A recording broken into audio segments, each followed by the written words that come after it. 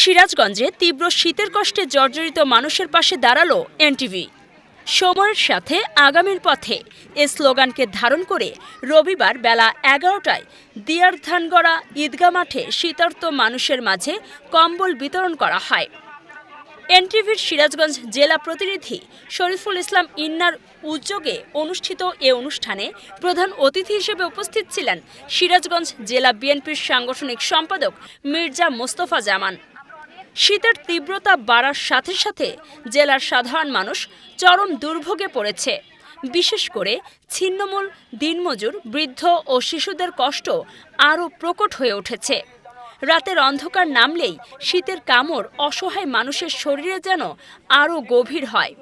কেউ পুরনো ছেঁড়া চাদর জড়িয়ে রাখে, কেউ বা আগুন জ্বালিয়ে নিজেকে উষ্ণ রাখার চেষ্টা করে। তীব্র শীতে কর্মহীন বহু পরিবার দিন কাটাচ্ছে চরম দুর্বিপাকের মধ্যে। এ অবস্থায় এনটিভির পক্ষ থেকে এ মানবিক সহায়তা পেয়ে শীতার্ত মানুষের মাঝে স্বস্তির হাসি ফুটে ওঠে।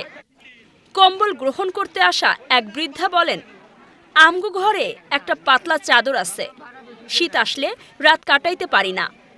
এই কম্বলটা পেয়ে খুশিতে আত্মহারা হয়ে বলেন, আল্লাহ যেন এনটিভির ভালো করে। অনুষ্ঠানে বক্তারা বলেন, সমাজের সুবিধাবঞ্চিত মানুষের পাশে দাঁড়ানো সবার নৈতিক দায়িত্ব। শীতের এই করুণ সময়ে সচ্ছল মানুষদের এগিয়ে আসার আহ্বানও জানান তারা। স্থানীয় গণ্যমান্য ব্যক্তিবর্গ ও এলাকাবাসীর উপস্থিতিতে অনুষ্ঠানটি প্রাণবন্ত হয়ে ওঠে। শীতের কষ্ট লাঘবে এনটিভির এ মানবিক উদ্যোগ এলাকা জুড়ে প্রশংসা কুড়িয়েছে।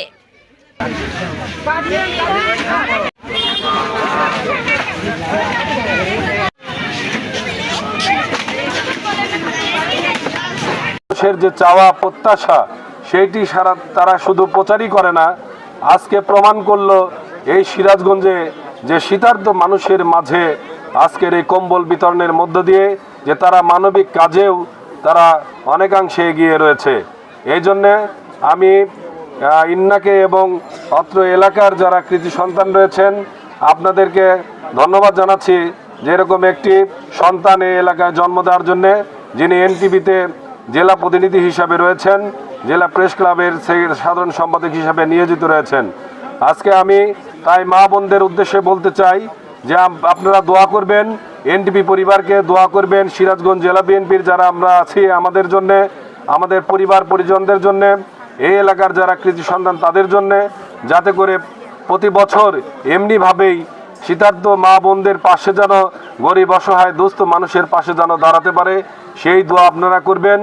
আর আমরা যারা রাজনীতি করি, আজকে রাজনীতির অংশই হলো মানবিক সেবা, মানবিক এবং সামাজিক কাজে আমরা প্রতি বছরের ন্যায় এইভাবে শুধু এনটিভি পরিবারের পক্ষ থেকে নেয়, আমরা আমাদের ব্যক্তিগত পক্ষ থেকে, আমাদের সংগঠনগুলির পক্ষ থেকে, সামাজিক ব্যানারের পক্ষ থেকে সিরাজগঞ্জের প্রত্যেকটা জেলায় যেন আপনাদের পাশে শীতার্ত অসহায় মানুষের পাশে শীতবস্ত্র বিতরণ করতে পারে এবং বন্যার সময় যাতে আপনাদের পাশে আপনাদের যে চাওয়া সেটি যেন পূরণ করতে পারে এবং প্রত্যেকটা সময় ক্রান্তি লগ্নে আপনাদের পাশে যেন দাঁড়াতে পারে। আরেকটি কথা, সেটি হলো যে আমাদের বাংলাদেশের যিনি অভিভাবক, গণতন্ত্রের নেত্রী দেশমাতা বেগম খালেদা জিয়া আজকে অসুস্থ, তিনি জীবন মৃত্যুর সন্ধিক্ষণে।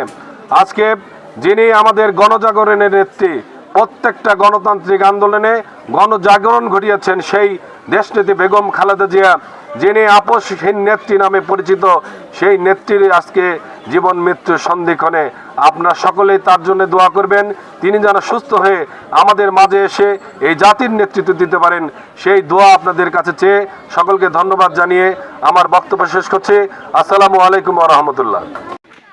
জলিলুর রহমান জনির তথ্য ও চিত্রে কাজী সাইমা, চ্যানেল 21, সিরাজগঞ্জ।